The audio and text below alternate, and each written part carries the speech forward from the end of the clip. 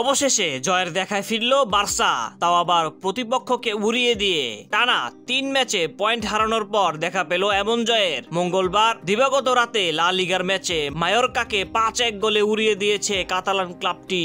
এই জয়ে টেবিলের শীর্ষস্থান আরো মজবুত করলো হ্যান্সি ফ্লিকের দল।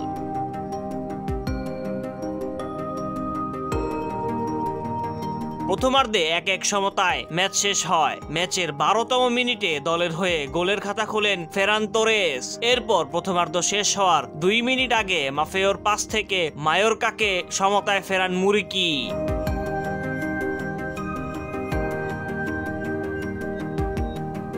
তবে বিরতি থেকে ফিরে নতুন বার্সাকে আবিষ্কার করে মায়োরকা।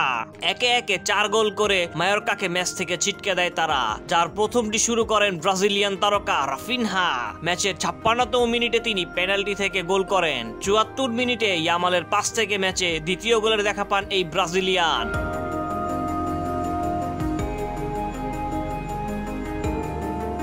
এরপর 79তম মিনিটে বদলি নেমে গোল করে দলের লিড বাড়িয়ে দেন ফ্র্যাঙ্কি ডি ইয়ং। আর ডি ইয়ং এর পাস থেকে 84তম মিনিটে বার্সার পঞ্চম গোলটি করেন পাও ভিক্টর।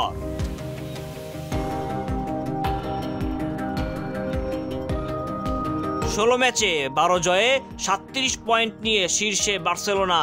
তাদের থেকে 2 ম্যাচ কম খেলে 33 পয়েন্ট নিয়ে 2 রিয়াল। 15 ম্যাচে 32 পয়েন্ট নিয়ে 3 আতলেটিকো।